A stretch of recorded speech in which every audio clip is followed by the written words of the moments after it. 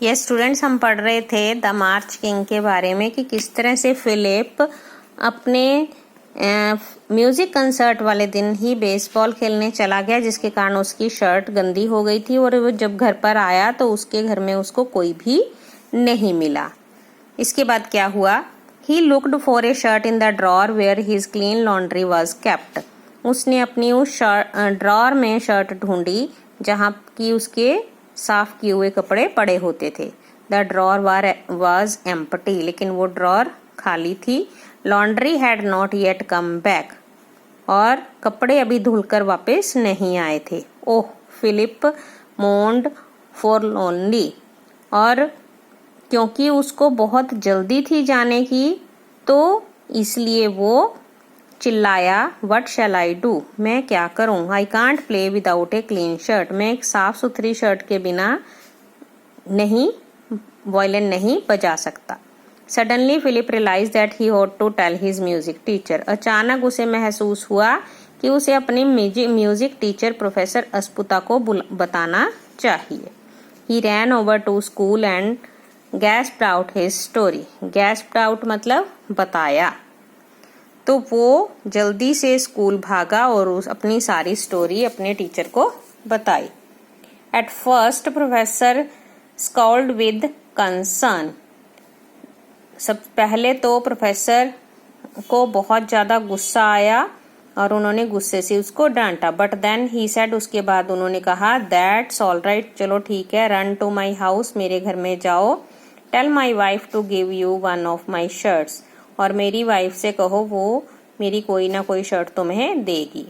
Mrs Esputa quickly fetched one of her husband's white shirts. Mrs Esputa ने जल्दी से अपने हस्बैंड की एक वाइट शर्ट निकाली। But when Philip put it on she began to exclaim, और जब फिलिप ने उसको पहना तो उन्होंने कहा, oh dear gracious, the shirt was so large that Philip was almost lost in it. उन्होंने क्या कहा कि अरे ये तो बहुत बड़ी है, और शर्ट पहनकर फिलिप पूरी तरह से उसके अंदर ही गुम हो गया क्योंकि वो बहुत साइज की बड़ी थी।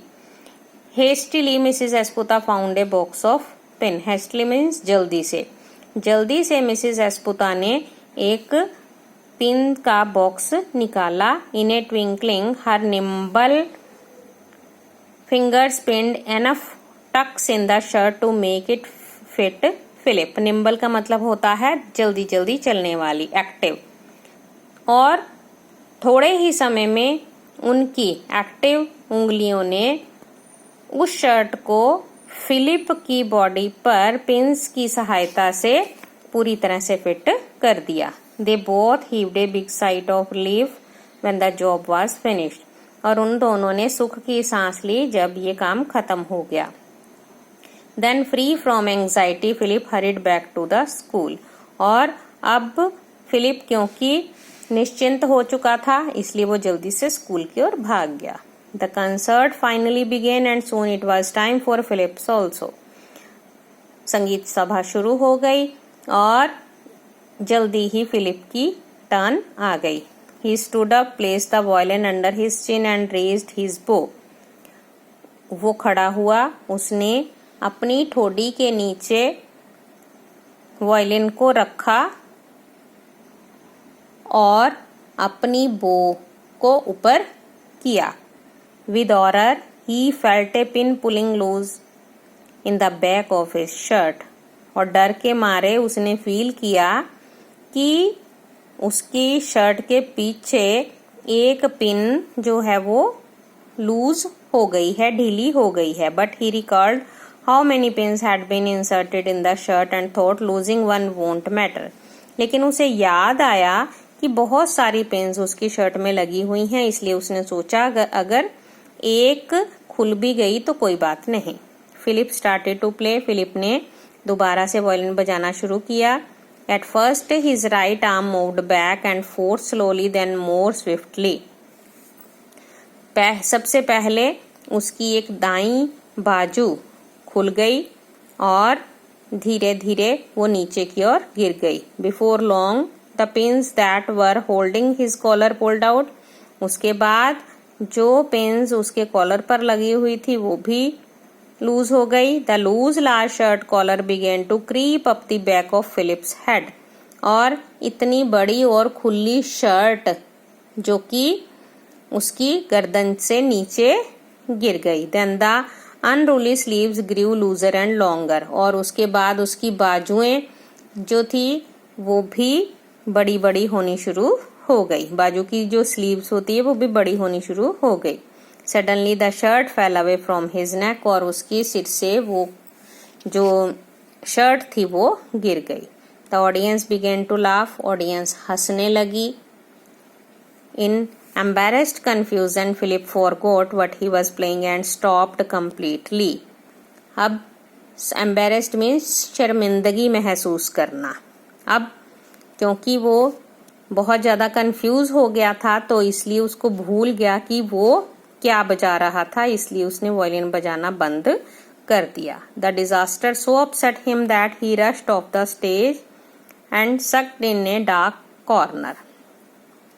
अब ये अचानक जो मुसीबत आई थी वो उसने इतना उसको निराश कर दिया कि वो रश्ड ऑफ मतलब भाग गया, स्टेज से नीचे भाग गया।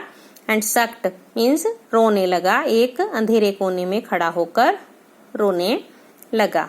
Fighting back tears he mumbled gloomily, I wish I were dead, और डर और आंसुओं के बीच में वो अपने आप से ही बोला कि कितना अच्छा हो कि वे मर जाए।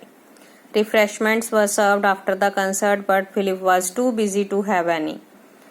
जैसे संगीत सभा खत्म हुई उसके बाद रिफ्रेशमेंट दिया गया, लेकिन फिलिप इतना ज़्यादा बिजी था कि वो बिजी और उदास था कि उसका कुछ भी खाने को मन नहीं था। He mingled with the crowd as quickly as he could, hoping to avoid Mr. Rasputa.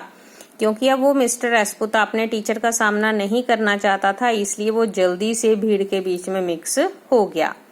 After a wistful look at the ice cream, Philip was about to slink out when a booming voice behind him scoffed. और जैसे ही उसने ice cream को देखा तो ice cream की ओर देखकर जैसे ही वो उसकी ओर मुड़ने लगा, पीछे से मिस्टर रेस्पुता की गंभीर आवाज आई, well Philip you made a nice mess of it. तुमने सारी अदाकारी का सत्यानाश कर दिया है। Philip turned and found himself face to face with his glowing teacher. Philip मुड़ा और उसने पाया कि उसके टीचर बिल्कुल उसके पीछे थे और उसके सामने ही खड़े थे। With no sympathy for poor Philip, Mr. Rasputa continued unreasonably, no refreshment for you. You should not have spent the day playing ball. You should have been preparing for the important work of the evening. You ought to be ashamed. और Philip के प्रति mister रेस्पुता के दिल में कोई सहानुभूति नहीं थी और उन्होंने लगातार उसको डांटना जारी रखा। तुम्हारे लिए कोई रिफ्रेशमेंट नहीं है, तुम्हें सारा दिन बेसबॉल खेलने में व्यतीत नहीं करना चाहिए था, ये आज की शाम का बहुत इम्पोर्टेंट काम था और तुमने इसको नहीं किया, तुम्हें शर्म आनी चाहिए। Philip hung his head sideways and trudged home. The incident left such an impression on him that he always remembered it. He never again tried to mix work and play. Philip अपना सिर नीचे करके जोर से सांस ली और घर भाग गया, लेकिन इस घटना ने उसके दिल पर ऐसा प्रभाव छोड़ा कि फिर से उसने जिंदगी में काम और खेल को मिक्स नहीं किया।